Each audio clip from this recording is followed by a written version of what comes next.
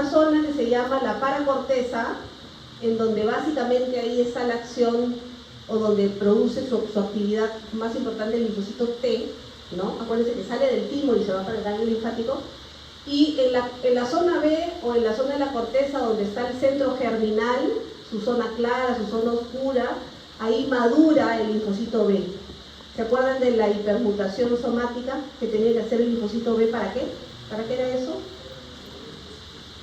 Para poder producir, hacer su variabilidad de anticuerpos, para tener una afinidad mayor, ¿no es cierto? Todo eso que tiene el linfocito B lo hace en esta zona.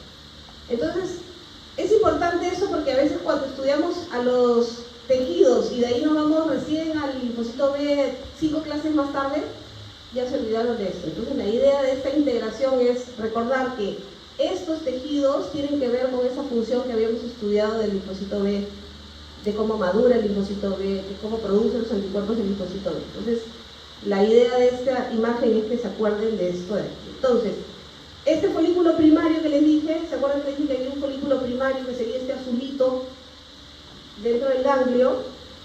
Está en reposo. En este folículo primario no hay gran actividad, mientras que en el folículo secundario hay actividad. ¿Qué actividad tenemos? Tenemos células B, tenemos las células T foliculares. ¿Alguien se acuerda qué era el linfocito T folicular? Justamente es un linfocito T que está dentro del folículo. ¿Y qué hace? ¿Qué creen que hace dentro del folículo? Está conversando ¿con quién? Con el linfocito B. Eso no lo hacen en la sangre, lo hacen aquí. Este es como su cuarto de reuniones. ¿El centro germinal en el folículo primario estará presente o estará ausente? El folículo primario, en el centro germinado. ¿Se acuerdan del centro germinal? A ver, vamos a la imagen anterior. Centro germinal, ese amarillito que está acá, con su zona clara, su zona oscura. ¿Eso es un folículo primario o secundario?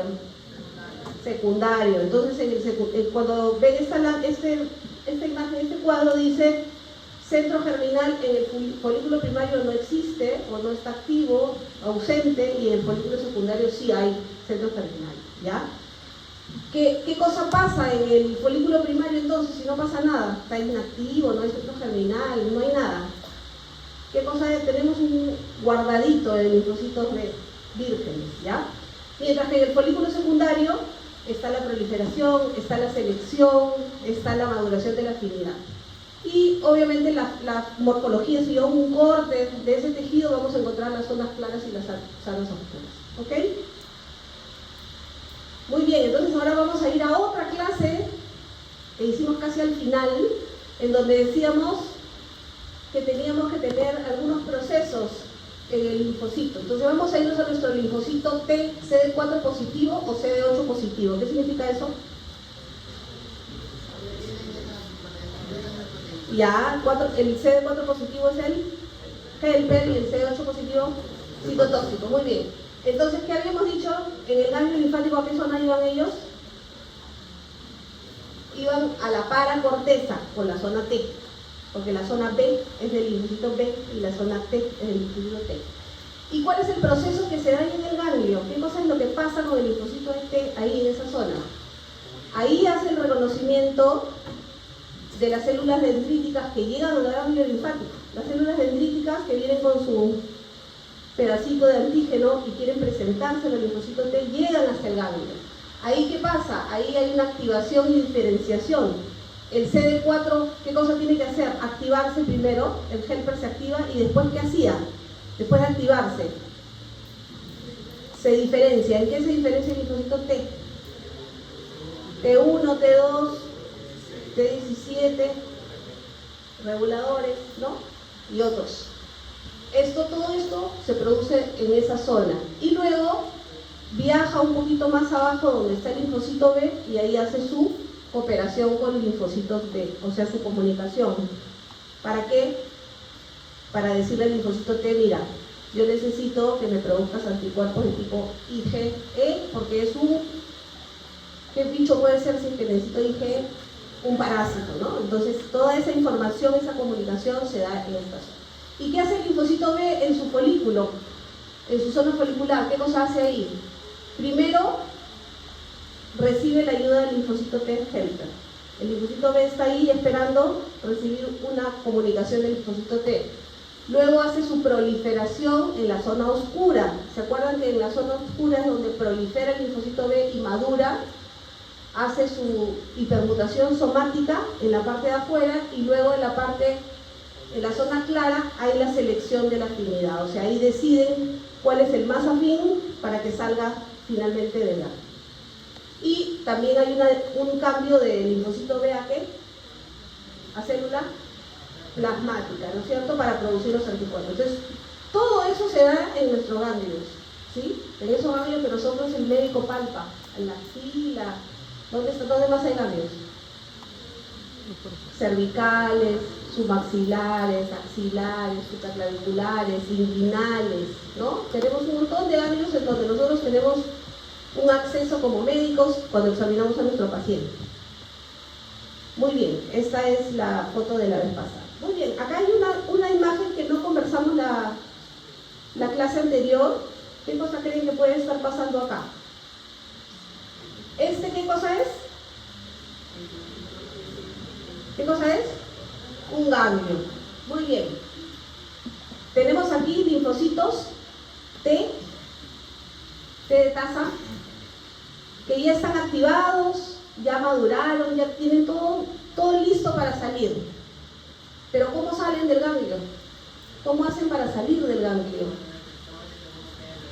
Muy bien, entonces existe un receptor que tiene el linfocito T, que es el S1PR1, ese es su receptor, o sea, una antenita que tiene el linfocito T, que cuando encuentra que hay más sustancia afuera, una sustancia que vamos a ver, más sustancia afuera, sale del ganglio.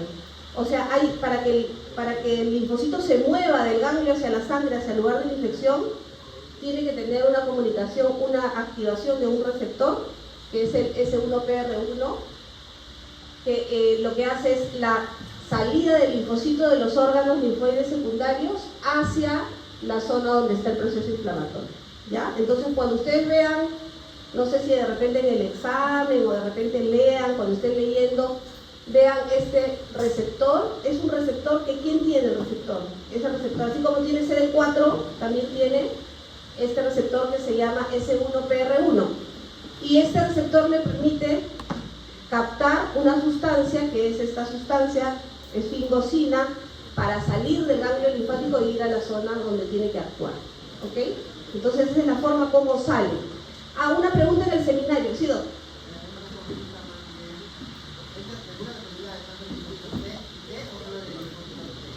Básicamente del linfocito T. Ahora, ¿qué cosa sale del ganglio? Sale un CD4 positivo, un CD8 positivo, CD4 positivo, CD8 positivo, doble negativo. ¿Qué sale del ganglio? Esa fue una pregunta en mi seminario que había quedado claro.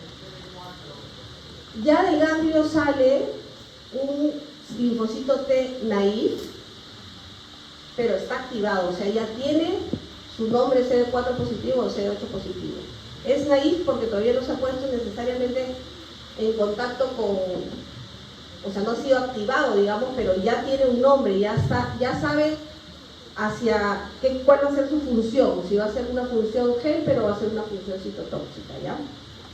Entonces, normalmente ese receptor S1PR1 detecta un gradiente de esta sustancia que es la efingosina 1-fosfato, que está entre el ganglio linfático y la sangre. Y ese gradiente hace que el linfocito T decida salir o mueve al linfocito T desde el ganglio hacia la circulación periférica. Y habíamos estudiado también en el seminario que, la vez pasada, ¿qué tema hicimos en el seminario? Esclerosis. Ayer, pues, ¿no?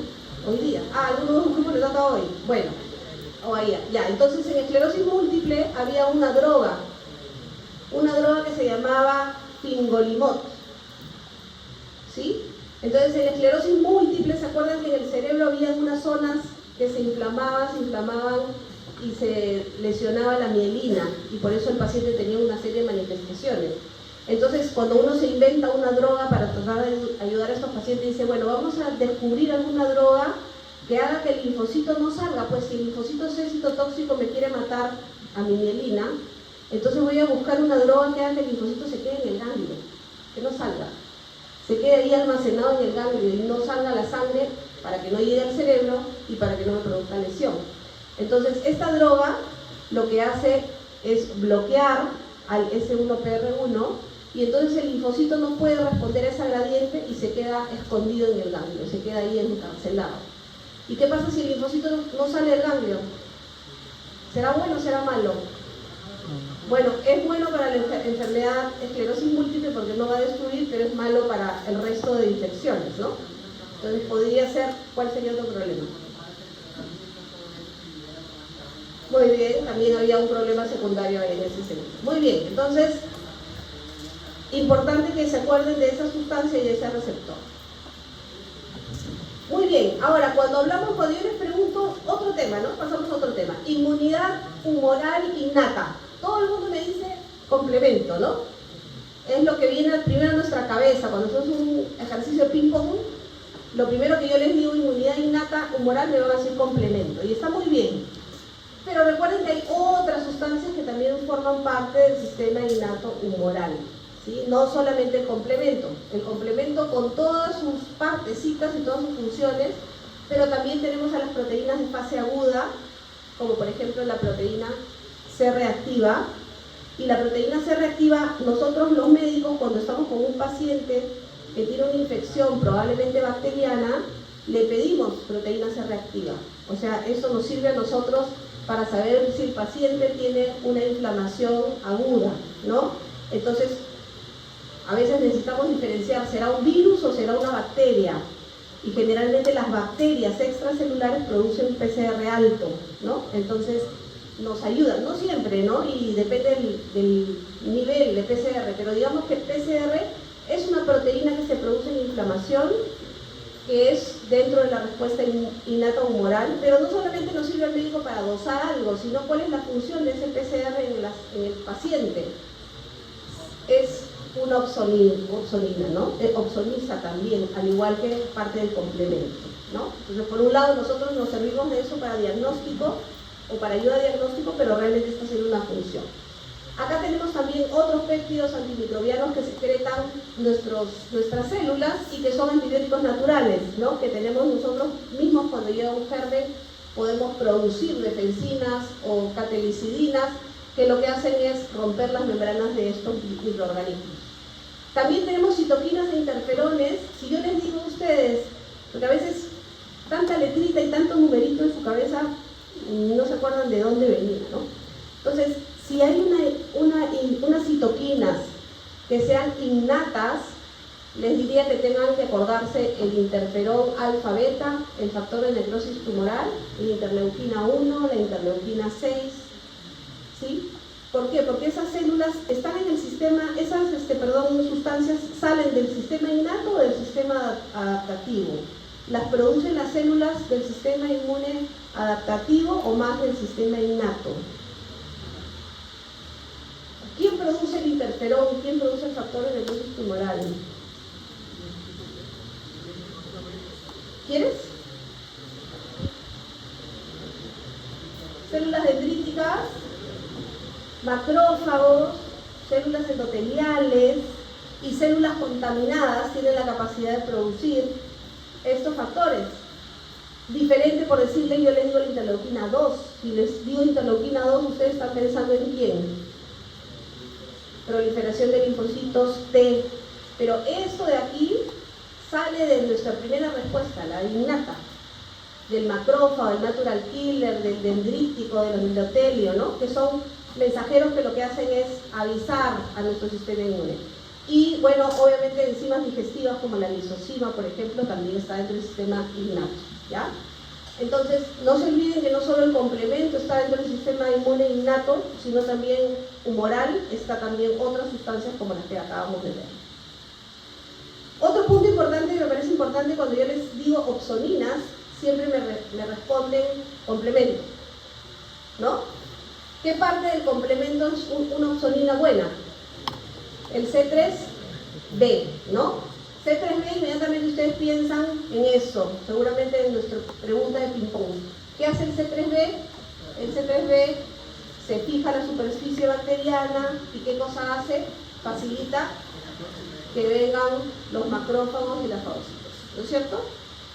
Pero también el C4b tiene una función similar, aunque no es tan potente. La proteína C, que ya la habíamos visto, también es una opsonina que se une a los polisacáridos. También tenemos a las lecitinas, ¿se acuerdan de esta vía? ¿Cuál es la vía? La vía de las lecitinas. ¿Qué cosa es el MBL que era? Manosa, que se une a la lecitina, ¿no es cierto? Entonces, también es una opsonina.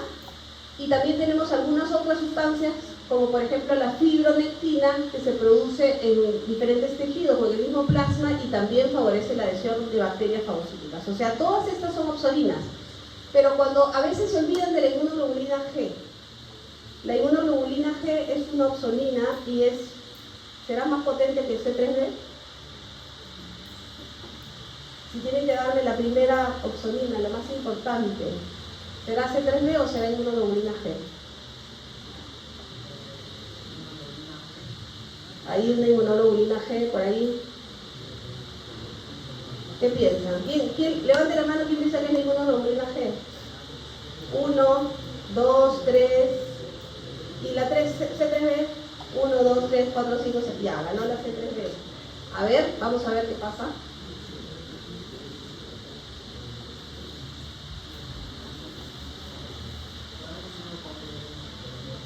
¿Qué dice ahí? La IgG. A ver, ¿qué cosa dijeron? La IgG es más potente, pero C3b ¿qué? Es más, menos específica o más específica. Bueno, en realidad las dos son más específicas porque son complementos y no tienen ningún tipo de especificidad. Pero ¿por qué es más potente? ¿Por qué? ¿Ya? ¿Por qué es más afín? A ver, ¿cómo funciona la inmunoglobulina G como opsonina? ¿Qué cosa hace? Imagínense la bacteria. ¿Qué hace la inmunoglobulina G? Viene y ¿qué parte se pega a mí? Que yo soy el antígeno. Si soy el anticuerpo, ¿qué parte se une a mí? La fracción AB, ¿no es cierto? La fracción AB. Ya, ¿y qué deja de largo? Su fracción C. Y en esa fracción C, en el FC, es donde se une. ¿Quién se une? Los fagocitos. ¿Sí? Los fagocitos son los que reconocen la fracción C del complemento. ¿Sí? ¿Estamos? El complemento tiene una unión inespecífica y es reconocido por el receptor R1, pero es potente pero no tan específico, ¿no es cierto? Por eso es que finalmente la inmunoglobulina G tiene como opsonina es más eficaz. Acá está cómo funciona. Cuando el anticuerpo IgG se une al antígeno en la superficie de una bacteria, su región FC queda expuesta. Se une de manera altamente específica al antígeno gracias a su región variable, eso lo sabemos. Y la fracción FC, ¿quién la reconoce? Un receptor, es el receptor FC, que está en macrófagos y en neutrófilos y hacen una fagocitosis directa. O sea, el neutrófilo y el macrófago reconocen a esa fracción C que está unida al microorganismo, la reconoce, vienen y generan una fagocitosis directa. Pero además de eso, activan ¿qué? El inmunoglobulina que hacía, además, activaba al complemento, por su vía, ¿qué vía? Clásica. Entonces, además, produce C3b. Entonces, por eso es que tiene una función, o es más efectiva, porque no solamente genera fagocitosis directa, sino que también produce más C3b, activa el complemento por su vía clásica, genera más C3b y hay más activación por otras vías, no solamente por él. ¿Ok? Muy bien. Relacionemos. Mastocito, ¿qué pondría acá? Ya, eosinófilo.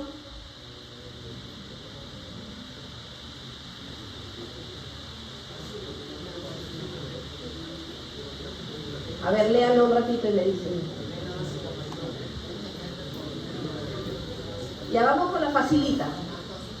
Trampas extracelulares, los NETs. Ya, esa la saben todos, muy bien. Y interleuquina 10 y factor de crecimiento F-beta. Linfocitos T reguladores, muy bien. Perfolinas y hidrancimas. NK o quién más produce. Los linfocitos T citotóxicos también podrían ser, ¿no? Pero en este caso, natural killer. ¿Quién nos queda? Eosinófilo y mastocito. Mastocito, histamina y eosinófilos, leucotrienos y proteína básica. ¿Se acuerdan de ustedes que conocen un medicamento antileucotrieno que se da o se intentaba dar en el asma? ¿Nunca lo escuchamos?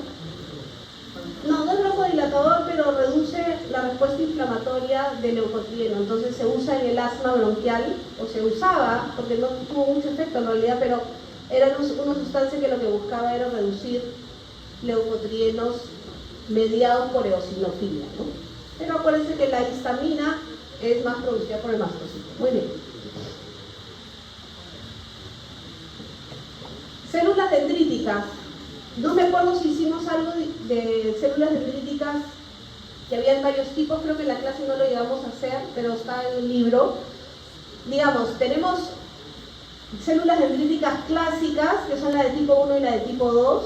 Tenemos unas células que se llaman plasmocitoides, tenemos las células de Langerhans en la piel y tenemos las células dendríticas foliculares. ¿Qué cosa sería una célula dendrítica folicular? ¿Dónde estaría? En los folículos, en eso que estudiamos hace un ratito. ¿Qué cosa haría la célula dendrítica en el folículo? La presentación de los antígenos. Entonces, los DC foliculares están en los centros germinales de los ganglios linfáticos y hacen presentación a los linfocitos B para que produzcan anticuerpos. Células de Langerhans, esas están en la piel, ¿sí? Y lo que hacen es capturar antígenos cutáneos, o sea que llegan a través de esa vía, migran a los ganglios linfáticos y en los ganglios linfáticos activan a los linfocitos T, ¿sí? Acuérdense que esta respuesta de células de Langerhans es súper buena. De hecho, en una época salió una vacuna contra influenza que se colocaba vía subcutánea, no como normalmente se pone intramuscular, sino subcutánea, justamente por esta posibilidad de que nuestras células de Langerhans produzcan o presenten muy bien antígenos a nuestro sistema inmunológico. Entonces, son células muy potentes a través de las cuales podemos hacer buena presentación de antígenos. Las células dendríticas plasmocitoides, básicamente, acuérdense que tienen que ver con la defensa de virus, y acuérdense que siempre que hablemos de virus, está en nuestra cabeza el interferón. Virus, interferón, vayan haciendo esa unión mental. Y las células dendríticas, ya sean las de tipo 1 o las de tipo 2, son los presentadores clásicos, pero unos presentan a través de moléculas tipo 1 a los CD8 y los otros presentan moléculas de tipo 2 básicamente a bacterias extracelulares, ¿sí? A CD4, ¿no? Para respuesta extracelular. Entonces, estas son algunas de las diferencias que tenemos de las células dendríticas. Muy bien, ahora vamos a las células del sistema innato. Básicamente nuestras células, obviamente el neutrófilo, pero el neutrófilo lo vamos a hablar un poquito más allá después, pero tenemos la célula natural killer y el macrófago que ya está activado. Yo les vuelvo a repetir lo que le dije hace un poquito de láminas atrás. Si tengo que pensar en citoquinas que sean del sistema innato, ustedes piensan en interferón, factor de necrosis tumoral, interleuquina 1, interleuquina 6, como moléculas que tienen que ver con la respuesta innata. Entonces, por supuesto, ¿quiénes tienen que responder a esas células?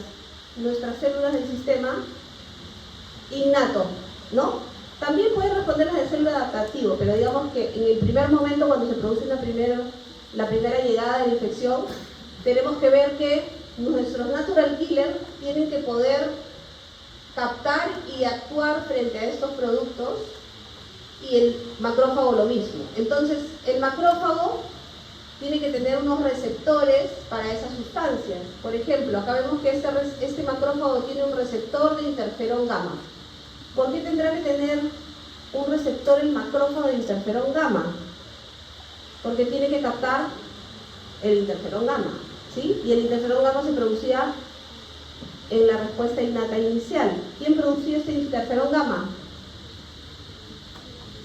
¿Quién produce el interferón gamma? Células endoteliales, células destruidas o células dañadas por virus, por ejemplo. Entonces el macrófago capta esa sustancia con su receptor y luego se va a la zona de inflamación a producir su daño. ¿Qué daño produce el macrófago cuando está activado? ¿Qué hacía? Fagocita y produce dentro radicales, ¿no es cierto? Radicales que matan. Entonces tienen óxido nítrico, tienes radical o sustancias reactivas al oxígeno, y tienes enzimas lisosomales. Pero también el macrófago, ¿qué produce? Si necesito que siga la inflamación innata, interleuquina 1, interleuquina 6 y factor de necrosis tumoral, ¿sí? Entonces, el macrófago recibe la señal del interferón gamma, mata a las bacterias, a los antígenos que le ha llegado, lo destruye a través de sus sustancias químicas, pero también tiene que producir más interleuquinas inflamatorias. Y generalmente esas interleuquinas inflamatorias son las que están en su cabeza como respuesta innata: interleuquina 1, 6 y factor de necrosis tumoral, ¿ya? La célula natural killer. La natural killer destruye a través de ¿qué? A través de los poros, ya lo dijeron en la otra pregunta, ¿no es cierto? A través de las perforinas y las enzimas destruye a la célula que quiere atacar. Pero también hay una producción de interferón gamma.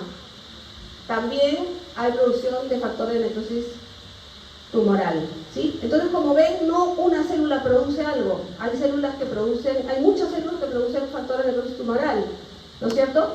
Pero la acción sobre cada una de las células a donde actúa es diferente. Por ejemplo, si el factor de necrosis tumoral, el interferón gamma llega al linfocito T, ¿en qué se convierte? ¿TH qué? Si es interferón gamma, ¿será TH1, TH2, TH17? TH1, muy bien. Entonces ven cómo estamos uniendo esto que están produciendo las células del sistema innato. Tiene una acción también sobre nuestro sistema adquirido, sobre nuestro linfocito T, que está esperando ser diferenciado en algo que mate a mi virus o mi bacteria. En el caso de respuesta TH1, ¿para qué es? ¿Para matar a quiénes? TH1, virus y bacterias intracelulares, ¿sí? Virus y bacterias intracelulares. ¿Y el TH2? Alergias y parásitos. ¿Y el TH17? Hongos y bacterias también, ¿no es cierto? ¿Se acuerdan? En esclerosis múltiple también hemos estudiado la TH17. ¿Y qué tenía que ver la TH17 ahí? Proliferaba y llamaba a más neutrófilos, llamaba a más macrófagos, ¿no es cierto? Ya. Muy bien, entonces, ¿cuál es nuestro receptor, nuestro CD del natural killer? El CD56.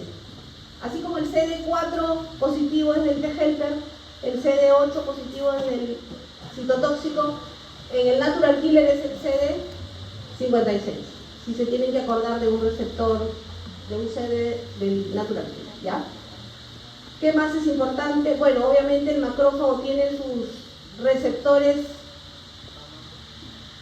toll-like, ¿no es cierto? Porque tiene que reconocer a quienes, a nuestros polisacáridos, a nuestros antígenos, ¿no es cierto? Tiene que tener ese receptor. Muy bien. Acá hay algo importante. ¿Quién me inhibe al natural killer? ¿Se acuerdan que el natural killer reconoce quién tiene DNI? ¿Cuál es el DNI de las células? Moléculas del complejo mayor de histocompatibilidad 1. Ese es el DNI de todas las células. Menos los glóbulos rojos. Los glóbulos rojos no tienen porque son células nucleadas. ¿Ya? Todas las células nucleadas de nuestro cuerpo tienen su DNI que el natural killer reconoce. Dice, uy, esta célula es mía, no la voy a atacar. Pero, evidentemente, también hay algunas señales que tienen que ir para que eso no se dé, para que eso se dé. Y ahí actúa, no sé si está el inhibidor KIR. No sé si lo habían escuchado, pero este inhibidor KIR es justamente quien reconoce al MHC1. ¿Sí? O sea, es el KIR, es un inhibidor del natural killer. Entonces, si por ahí ven alguna pregunta que les hable sobre quién es el inhibidor de los natural killer, ya ustedes saben que es el KIR que reconoce al MHC1, al DNI. ¿Sí? ¿Estamos? Muy bien.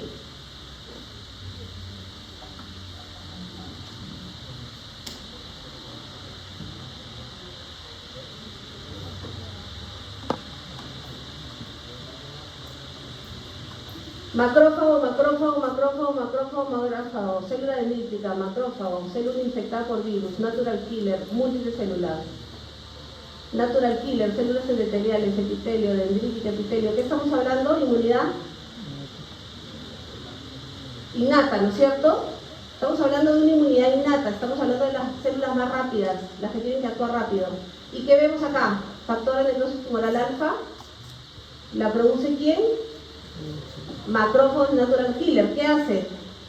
Induce fiebre, aumenta la permeabilidad vascular y activa el endotelio. ¿Sí? Estamos en innato. Interleuquina 1, ¿quién la produce? Macrófagos, pero también puede ser producida por células endoteliales. ¿Y qué hace? Promueve inflamación local y fiebre sistémica. Si yo les digo un paciente que está con fiebre alta, 40 de fiebre, ustedes en su cabeza inmediatamente piensan cómo estará mi interleuquina 1, cómo estará mi interleuquina 6, cómo estará mi factor de necrosis tumoral. Interleuquina 6, lo mismo, pero la interleuquina 6 está muy relacionada con PCR. De hecho, en algunos estudios de pacientes con sepsis, se pide interleuquina 6 como un marcador más específico que la PCR. Cuando un paciente tiene sepsis, por ejemplo, uno podría pedir interleuquina 6, pero es muy caro, ¿no? Es una prueba cara. Interleuquina 8, ¿se acuerdan que tenía que ver esta CXCL8? Es el llamado a los neutrófilos. Cuando queríamos que el neutrófilo llegue a producir pus, lo que hacíamos era llamar a través de CXCL8. Cuando vean en los libros CC, CXC, CLC, esas siglas, acuérdense que estamos hablando de quimioquinas. ¿Sí? Siempre que vean CX, CC, CCL, quimioquina. ¿Y qué hacen las quimioquinas? Llaman. ¿A quién llaman? A la célula que necesiten llamar. En este caso, la interleuquina 8 es la más importante que recluta neutrófilos. Interleuquina 8 o CXCL8. Interleuquina 12. Esta es muy importante en quién. Cuando yo les digo interleuquina 12, ¿qué les viene a la cabeza? ¿O no les viene nada todavía a la cabeza? Bueno, hoy día les va a venir algo a la cabeza. Pero la interleuquina 12 tiene que ver con una respuesta adaptativa, ¿ya? Por el lado de la adaptación. Pero ¿quién produce eso? Los macrófagos. O sea, los macrófagos tienen que activar de alguna forma el sistema adaptativo, porque si se quedan solo en innato no vamos a controlar la infección. Entonces, esta es una interleuquina que, a pesar de que es producida por macrófagos y células dendríticas, tiene una activación sobre los TH1. ¿Sí? Activa al TH1. Quizá el más importante de la activación de TH1 es la interleuquina de tipo 12. ¿Sí? Entonces, interleuquina 12 es producida por mi sistema innato, pero activa a mis linfocitos TH1, o sea, ayuda a la diferenciación de linfocitos T en TH1.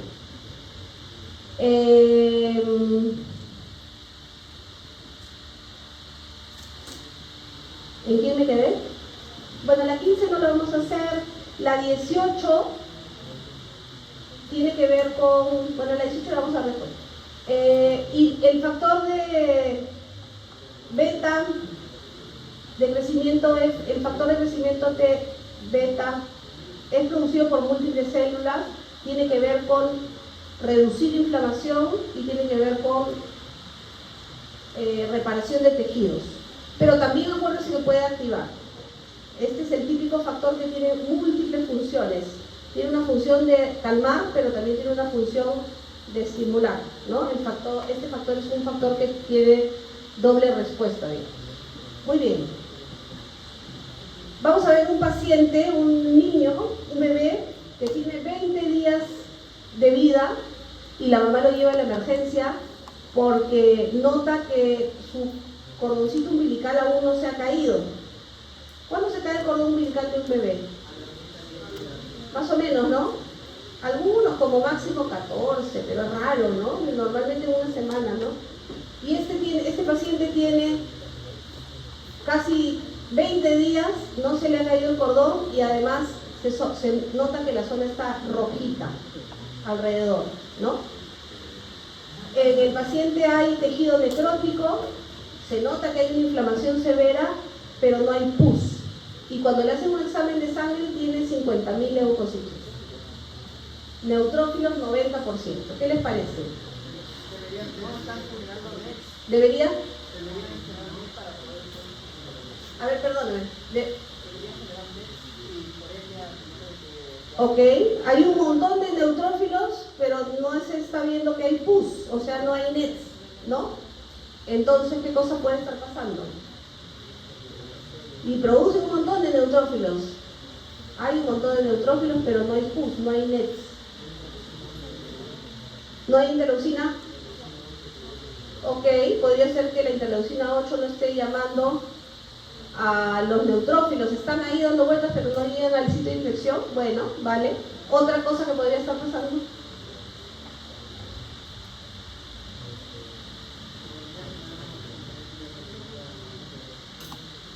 ¿Alguna enfermedad que inhiba la formación de NETs? O sea, que los neutrófilos no sean funcionales. Ya. Puede ser. Vamos a ver qué cosa. ¿Se acuerdan de este gráfico? De cómo llegan los neutrófilos. Los neutrófilos llegan, pero tienen que modificarse para que tengan una alta afinidad y se puedan pegar al endotelio y pasar finalmente. No solamente es llegar, sino que tienen que atravesar el endotelio para llegar a la zona de infección. Y tenían unas selectinas, que son estos receptores que vemos en el endotelio, selectina. ¿Y qué tenía mi célula, mi neutrófilo? Integrina, ¿no es cierto? Integrinas de baja afinidad, integrinas de alta afinidad. Estas les permiten como comenzar a rodar y estas les permiten ya fijarse. Y luego de la fijación, mi neutrófilo tiene que cambiar de forma y tiene que entrar a destruir esa zona donde está infectada. Eso es lo que sucede normalmente. Entonces, en esta enfermedad que se llama deficiencia de adhesión leucocitaria de tipo 1, es lo que tiene este bebé, y de hecho es lo primero que pensamos los pediatras cuando a un bebé no se le ha caído el cordón a tiempo, hay que sospechar.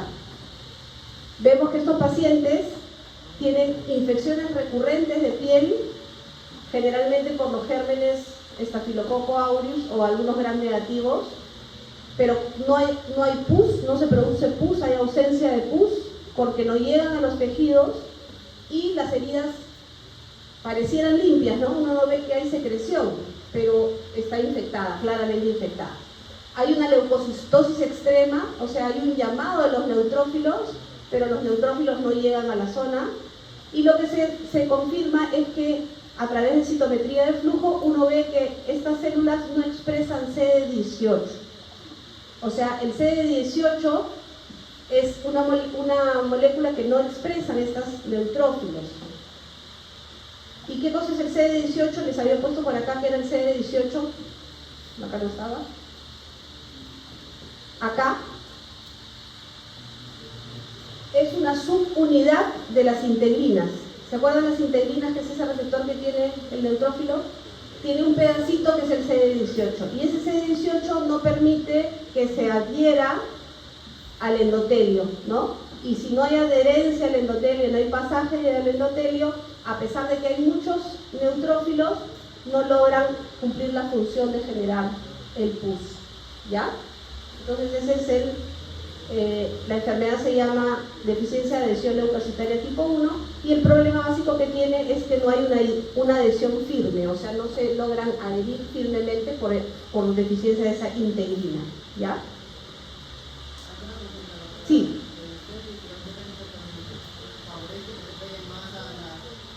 Forma parte de la integrina, forma parte. Entonces, si está como dañado, si tu receptor está como medio dañado, no se puede adherir bien, ¿no? Llega al neutrófilo, pero no se adhiere, porque finalmente la integrina lo que te hace es que la adhesión sea firme. La integrina permite que se adhiera firmemente y por eso hay un defecto y se ve este defecto de esta inmunodeficiencia, ¿ya? Entonces, ¿quién permite el rodamiento del neutrófilo? Lo permiten la molécula que tiene el leucocito es el ligando de la selectina y la molécula que tiene el endotelio son las selectinas E y la P, ¿no? Que son estas dos tienen que ir juntas, leucocito con endotelio se tienen que unir. Estas son las moléculas que se unan, pero en adhesión firme, ya cuando tú quieres que el leucocito se quede ahí, en esa zona, necesitas a la integrina, que se llama LFA1 o BLA4, y el ligando de la integrina, que está en el endotelio, que son las moléculas ICAM1 y el BCAM1, ¿sí?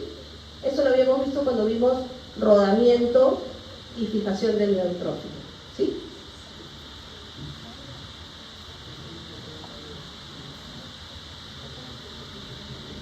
Este es un cuadrito así como bien general, porque yo les dije que las quimioquinas llaman a las células, ¿no es cierto? Y ya saben ustedes muy bien que la interleuquina 8 es la que llama a los neutrófilos. Pero también hay otras quimioquinas que llaman, por ejemplo, cuando hay un virus, ¿a quién tiene que llamar? A mi natural killer y a mi CD8 positivo, ¿no es cierto? Si hay un virus, yo tengo que activar a los CD8 y activar a los natural killer, ¿no es cierto? Si hay un parásito, ¿a quién tengo que traer? A los TH2 y a los eosinófilos, porque son las células que tienen que matarle a mi parásito. Si hay un hongo o una inflamación, hemos puesto el caso de un hongo, ¿a quiénes llamamos? Llamamos a mis neutrófilos y llamamos a TH17, o sea, tiene que venir ese tipo de células. Entonces, no va a ir todos nuestros soldados inmunitarios, no van a ir a todas las infecciones, van a las que necesitan ir, las que están especializados en los hongos tendrán que ir a los hongos. Y cada uno tiene su propia quimioquina. No es que se la tengan que aprender todas, pero algunas son importantes, algunas hemos revisado y algunas tenemos que conocer para que lleguen a la zona de la infección dependiendo del gen. Acá hay algunos ejemplos, no es para que se lo aprendan todo, pero para que ustedes tengan unidad clínica. Por ejemplo, si yo tengo una infección en donde necesito, vamos a poner, eosinófilos, ¿no?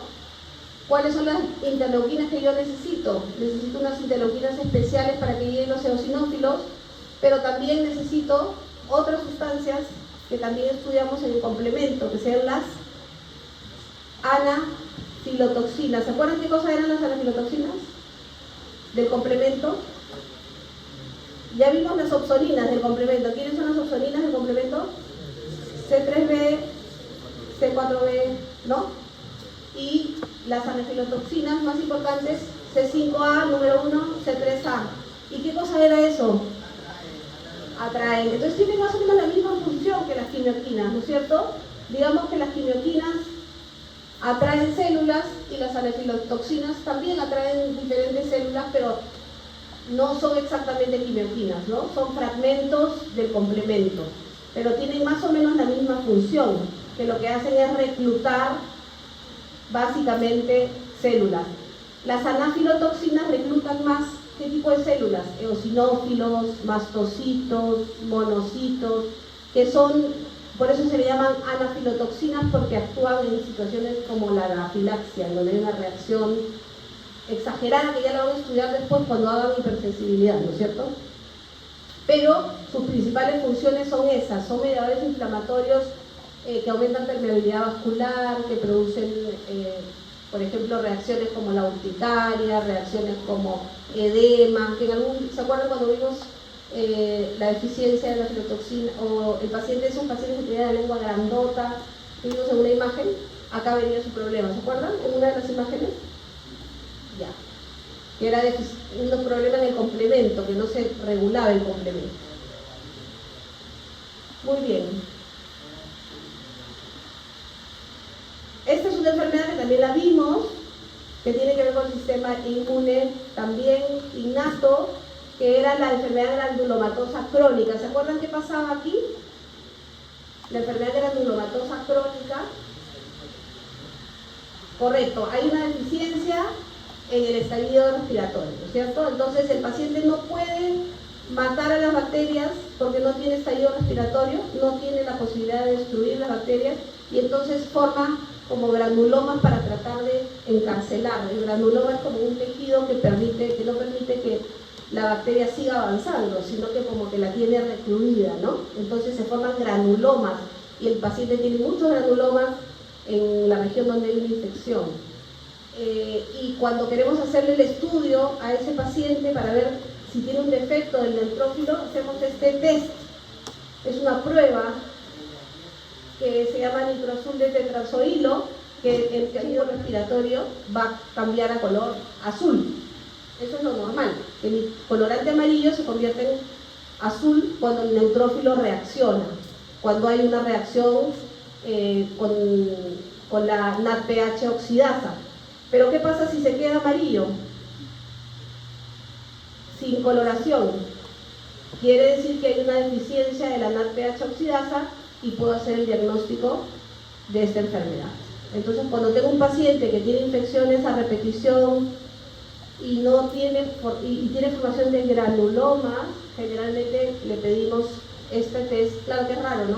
No hay muchos, pero pedimos este test, aunque hay algunos más modernos como la dihidroordamina que se utiliza actualmente, pero seguimos nosotros en la clínica utilizando el nitroazul de tetrazoilo.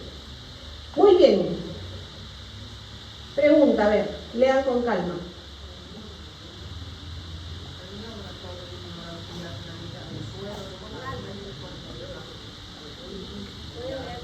Cada uno puede leer en su cerebro, a ver, para que lo piensen antes de una... No hay respuesta, para que todos puedan pensar.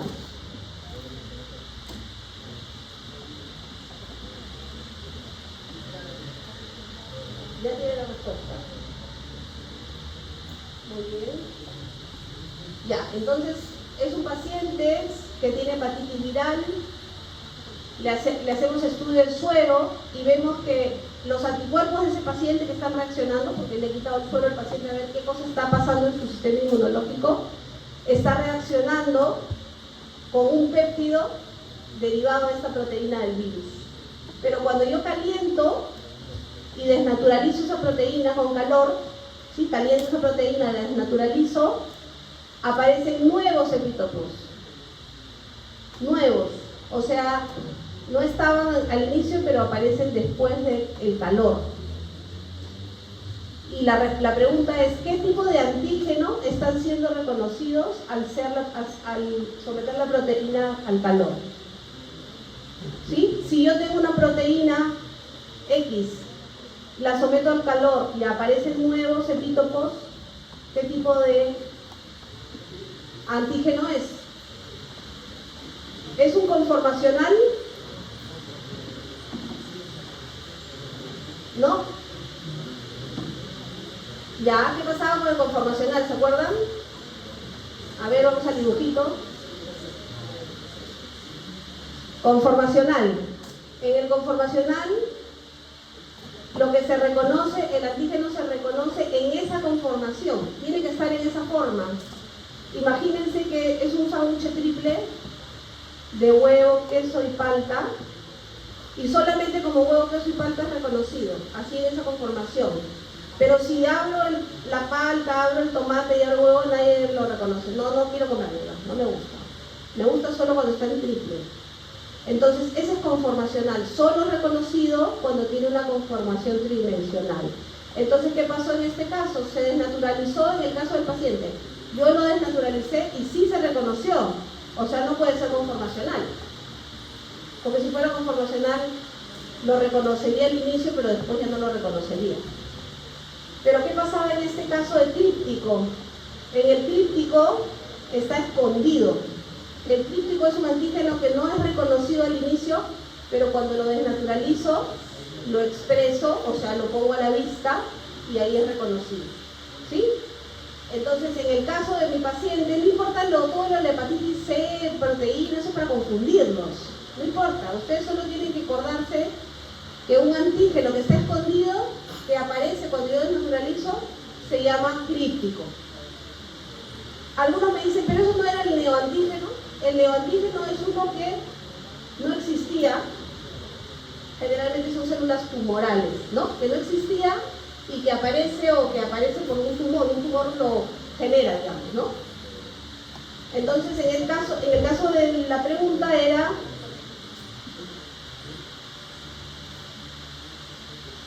la C, que es un antígeno críptico expuesto tras desnaturalización. Muy bien, recuerden que los epítopos crípticos, el linfocito T los puede reconocer, ¿no es cierto? El linfocito T, acuérdense que reconoce moléculas proteicas y generalmente tienen que ser lineales, pero en el caso del críptico, cuando está desnaturalizada se vuelve lineal, ¿no es cierto? Estaba escondida, era críptica, y yo desnaturalizo y se vuelve lineal. Y ahí es que mi linfocito T lo puede reconocer, porque el linfocito T reconoce crípticos cuando están desnaturalizados. ¿Por qué? Porque ese antígeno tiene que permitir ser presentado por el complejo mayor de compatibilidad de tipo 2, que solo tiene como un canalito para presentar el péptido. No puede presentar toda la proteína gigante críptica, tiene que presentarla cuando ya está lineal, que es un péptido. Entonces, sí lo puede reconocer, el linfocito T puede reconocer, pero tiene que reconocerlo cuando ya está en su estado lineal, cuando baja su estado lineal, ¿ya? Mientras que el B puede reconocer otros tipos de antígenos, puede reconocer lípidos, puede reconocer polisacáridos y no reconoce crípticos. ¿Sí? El B no reconoce crípticos. Muy bien.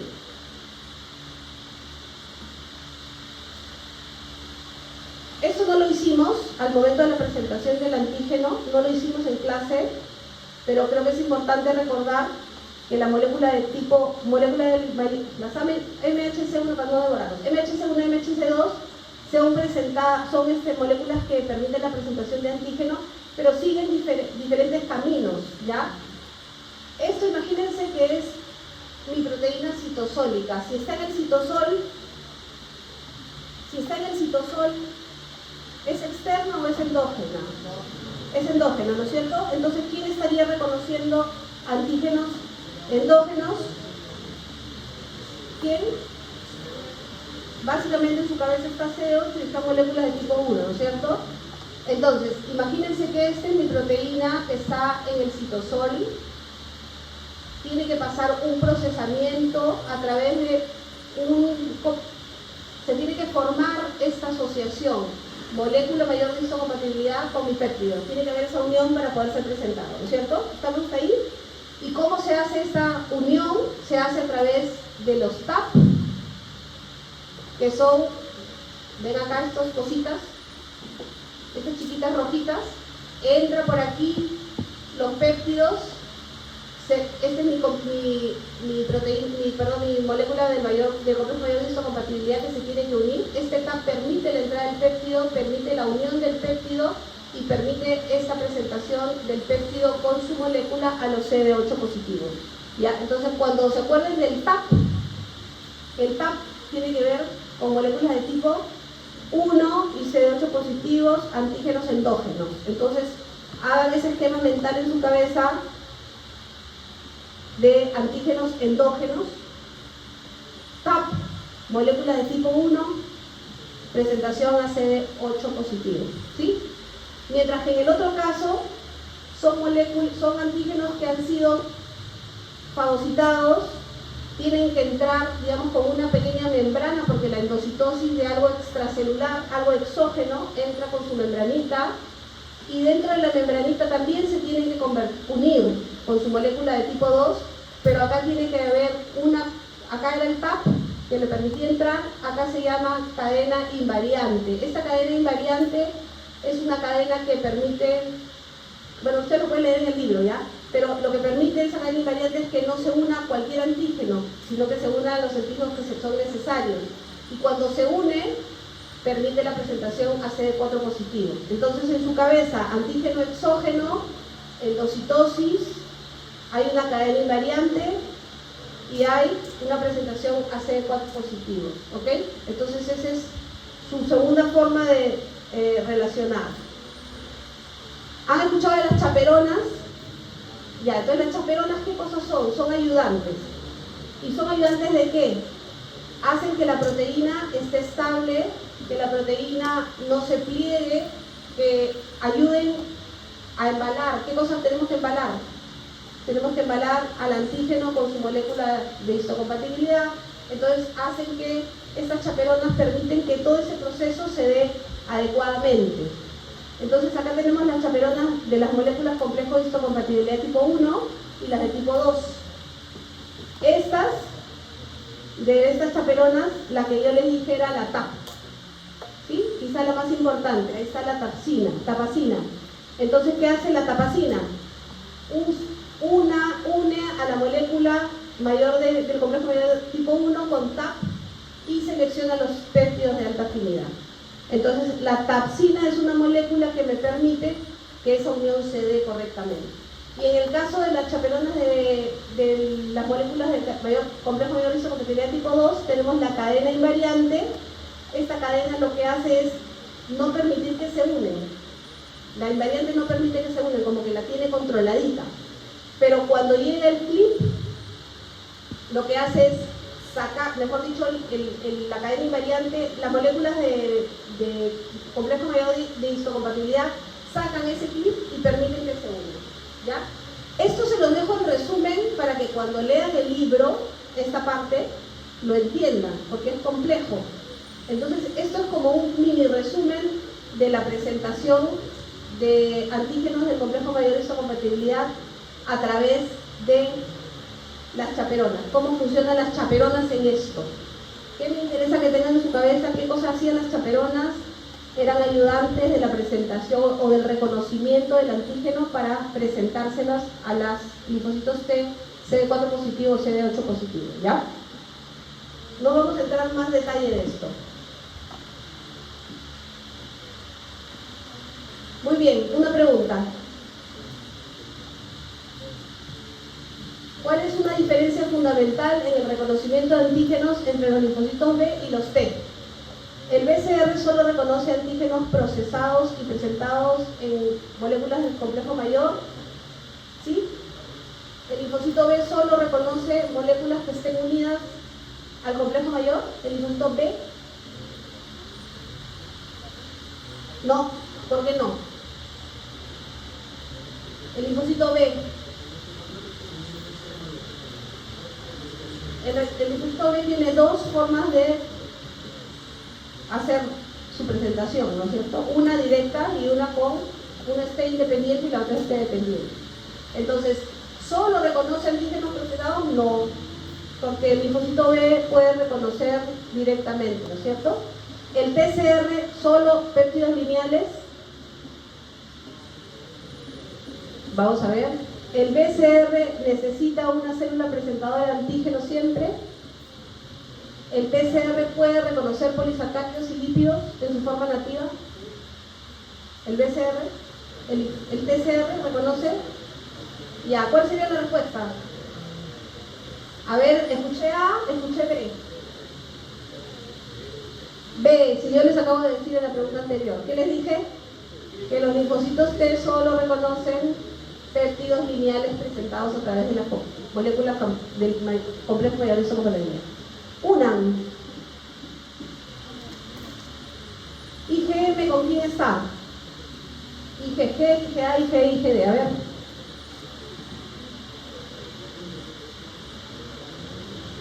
¿Quién se une a los mastocitos y causa de granulación en alergias?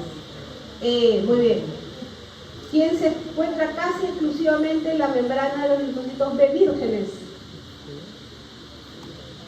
¿Quién podría ser? En los B vírgenes, en los B que todavía no se han especializado en producir anticuerpos afines. ¿Podría ser el M o podría ser el D? Vamos a ver, podría ser cualquiera. IgA, o que se encuentra en leche materna, saliva, moco y lágrimas. IgA, ¿no es cierto? A, mucosas, A es leche materna, etc. Es la primera en aparecer y es la mejor activando el complemento por vía clásica. La primera en aparecer. M. La M es la primera en aparecer. La G es la única que atraviesa la placenta. Entonces la D es la que se expresa en linfocitos B inmaduros. ¿Sí? La inmunoglobulina D. Es como un marcador de linfocito inmaduro. A mí me pareció interesante esto de la IgM porque a veces uno piensa que es la IgG la que activa mejor el complemento, ¿no? Pero la IgM activa más eficiente porque tiene, como es pentamérica, tiene 5 sitios de unión y por lo tiene 5 sitios para que se una al complemento y además una sola ya es suficiente para pegar al C1Q y es ideal en la respuesta primaria. Entonces la IgM digamos que es para el complemento, para la actividad más rápida, la innata digamos, lo más rápida es la IgM. Muy bien, acá tenemos 4 células de nuestro sistema adquirido. La célula dendrítica, acuérdense que es un puente, ¿no? La célula dendrítica actúa en el innato, pero también es un puente importante de unión de adquirido. ¿Qué moléculas qué receptores tienen que acordarse que tiene el linfocito T helper? El T helper tiene CD4 positivo y tiene CD3 positivo también. CD3, ¿se acuerdan dónde está el CD3? ¿Qué era el CD3? Lo tienen todos. ¿Pero por qué? Porque es parte de la interacción entre la célula presentadora y el linfocito T. ¿Se acuerdan que había un gráfico que salía TCR y yo les dije, acá está el CD4, pero tiene que haber una unión o un coestimulador, y había un CD3 que era como el canal para activar? ¿No se acuerdan? Ya, miren, cuando lleguen a la casa, miren la clase que hicimos en presentación de antígenos. Está el TCR con su molécula del complejo mayor de histocompatibilidad. Estaba el B1, B2 unido ¿a quién? Al CD28, ¿se acuerdan? Cuando estamos haciendo la unión, ya. Y había un CD3. Ese CD3 es como el cable. Uno es el switch de la activación es la molécula del complejo mayor de histocompatibilidad junto con el TCR, pero ese es el switch. Ahora yo necesito un cable para pasar la información hacia adentro de la célula, ese es el CD3. Entonces todas las moléculas, todos los linfocitos tienen CD3, son CD3 positivos, porque tienen que pasar esa información cuando hay comunicación. Miren en la clase. Entonces tenemos un CD4, el CD4L, ¿qué cosa era el CD40? Perdón, el CD40L, ¿qué cosa era? El ligando de CD40. ¿Y qué tenía que ver ese ligando? ¿Se acuerdan qué hacía el ligando? ¿Para qué se unía el CD40 con el CD40L? Para que se comuniquen el linfocito T con el linfocito B, o sea, es un coestimulador, pero también con los macrófagos. Los macrófagos también pueden comunicarse a través del CD40, CD40L, ¿ya? Entonces, CD40L es del linfocito. ¿Y qué produce el linfocito T en general? Dependiendo, ¿no? Porque estamos hablando del linfocito T en general, el CD4 en general, pero puede producir interleuquina 2, puede producir interleuquina 4, puede producir interleuquina 17, interferón gamma, dependiendo de qué, de su diferenciación. ¿De acuerdo en qué está diferenciado? ¿Ya? El citotóxico es más fácil porque tiene su CD8 y tiene su receptor TCA. La célula dendrítica tiene su receptor TOL, tiene también CD80, CD86. ¿Qué cosa es el CD80, CD86? ¿Qué cosa era eso? B, ¿no? La molécula B. ¿Qué cosa hacía? Se unía a este CD40. ¿Qué más tiene? Su molécula del complejo mayor de histocompatibilidad 2 o 1. ¿Y qué produce la célula dendrítica? Interleuquina 12 y también produce interleuquina 6, interleuquina 1, factor de necrosis tumoral, ¿sí? Y el linfocito B, su BCR, CD19 positivo, CD40 para poder hablar con el linfocito, produce anticuerpos y también puede producir interleuquina 10. A pesar de que la interleuquina 10, ¿en quién pensamos? En la reguladora, ¿no? El linfocito T regulador, también existe B regulador y puede producir interleuquina 10, ¿ya?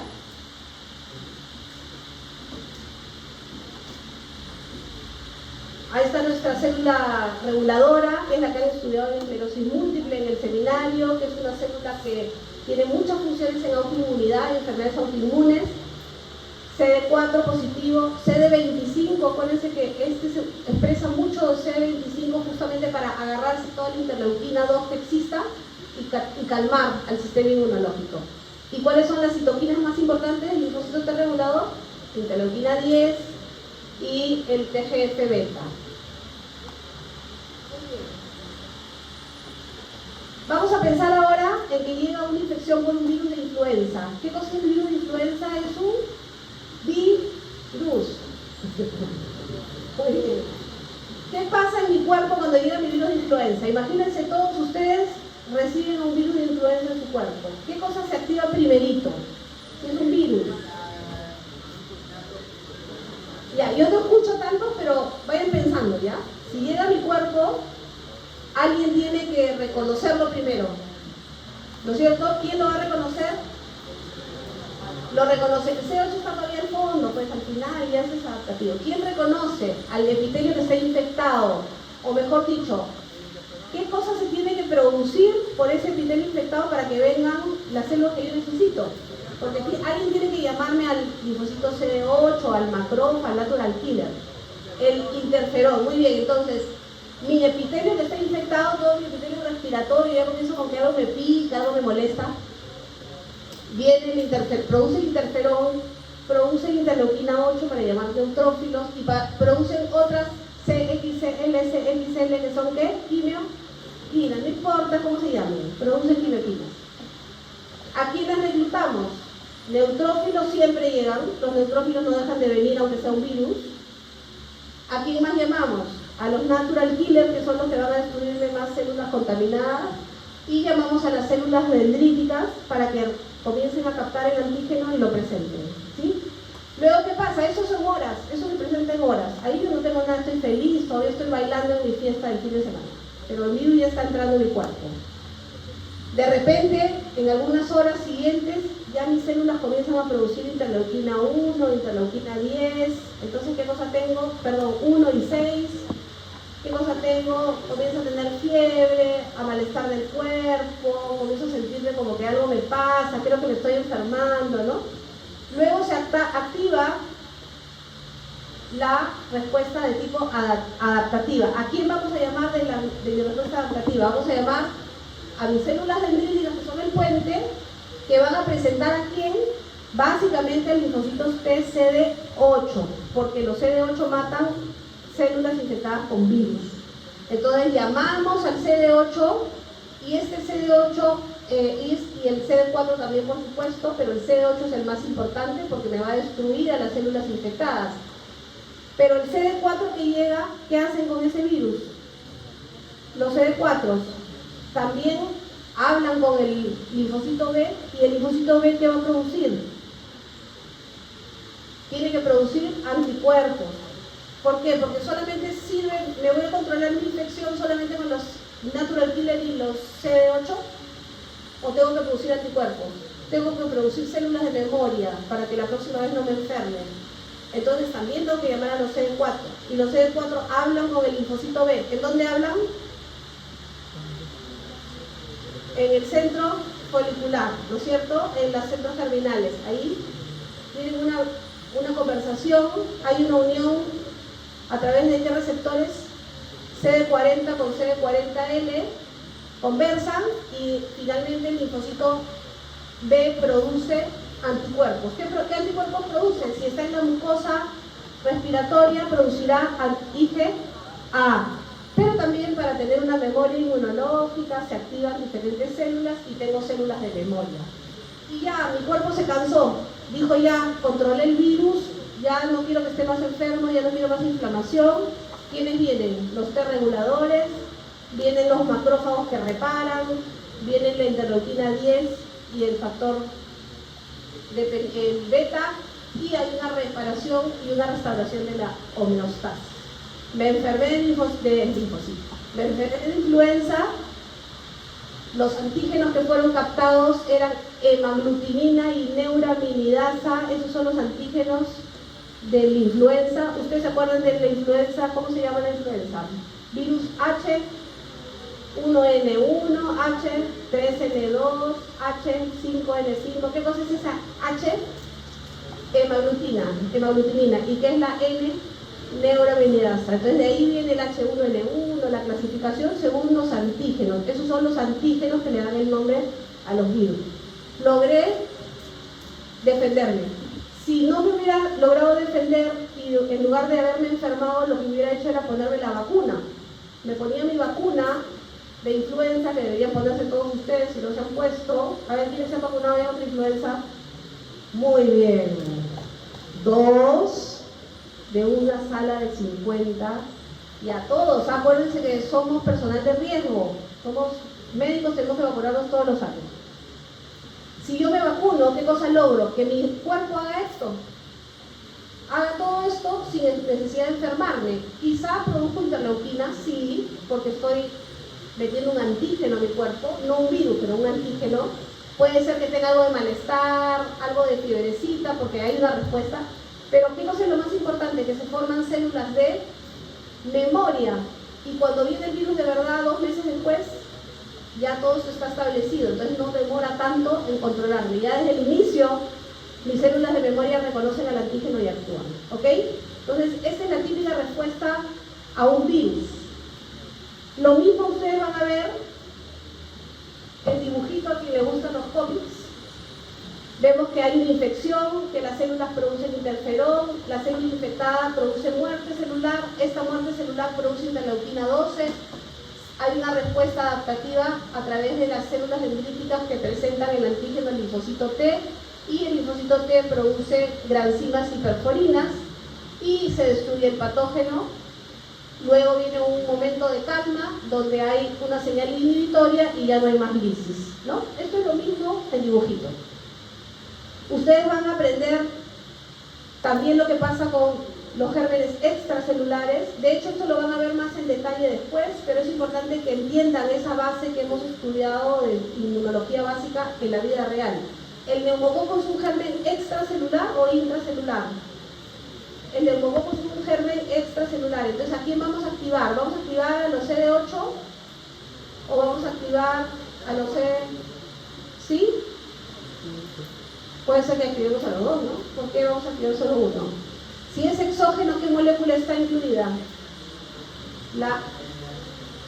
Si es un germen exógeno, mi macrófago va a comérselo y es un antígeno intracelular o es extra. Es extra, ¿no es cierto? ¿A quién voy a presentar? A través de moléculas de tipo 2 al linfocito CD4. ¿Sí? ¿Ven cómo es diferente la respuesta de los virus a las de las bacterias? Entonces, ¿acá qué pasa? Entra el neumococo a mi pulmón. ¿Quién es la célula que reconoce al neumococo en el pulmón? ¿Cómo se llama la célula que está en el pulmón? Que es un macrófago. Es un macrófago pulmonar, algunos le llaman célula polvo, que yo no sabía, pero aprendí en una clase de seminario, alguien me dijo, se llama célula polvo, yo no sabía. Primera noticia. Pero bueno, esa célula macrófago, ¿qué hace? ¿Qué hace el macrófago? Produce interleuquina 6, produce factor de necrosis tumoral, produce interleuquina 1, llama a través de sus interleuquinas a más neutrófilos Y como acá es un germen extracelular, ¿qué cosa activamos? Activamos la vía del complemento, ¿sí? Generalmente los gérmenes extracelulares activan a la vía del complemento. ¿Por qué? Porque el germen está en la sangre y ahí ¿qué cosa pasa? ¿Quién reconoce al polisacárido que está en la... Ya, alguna de las vías puede ser reconocida, puede ser la vía clásica, la vía alternativa, opsoniza a esas bacterias que están encapsuladas, ¿no? Acuérdense que bacterias con cápsula, el neumococo tiene una cápsula bien gruesa, bacterias con cápsula necesitan, ¿qué necesitan? Opsonizarse, ¿sí? Lo reconocen al complemento, el complemento es activado a través de sus dos vías, pero a la vez estas células dendríticas pulmonares llevan el antígeno al linfocito TCD4 positivo, ¿no? Estamos aquí. Entonces, ¿cuál de las diferenciaciones del linfocito necesitamos? ¿Necesitamos T regulador en este momento? ¿Necesitamos TH1? ¿Necesitamos una alergia? ¿Qué necesitamos?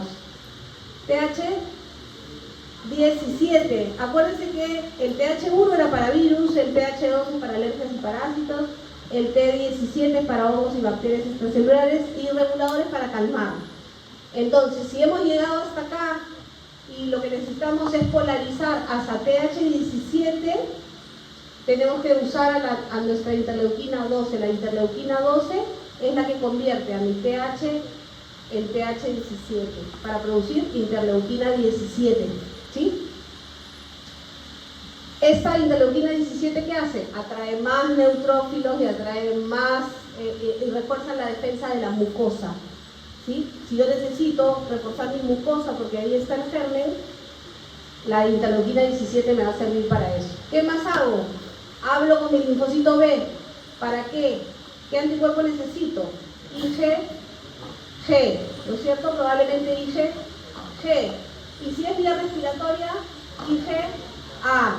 Entonces, esta conversación se tiene en los ganglios foliculares y se produce mi inmunoglobulina A, mi inmunoglobulina G. Y además logro mi memoria inmunológica a través de mis células de memoria.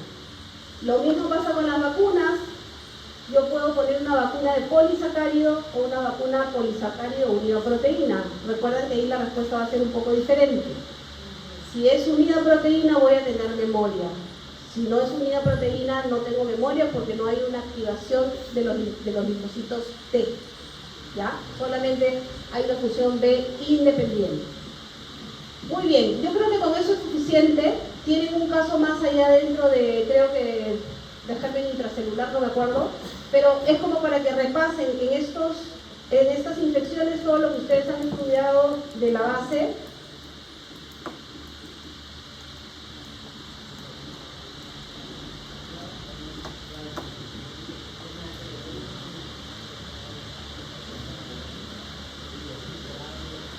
La presentación cruzada, que sí me parece importante que lo revisemos.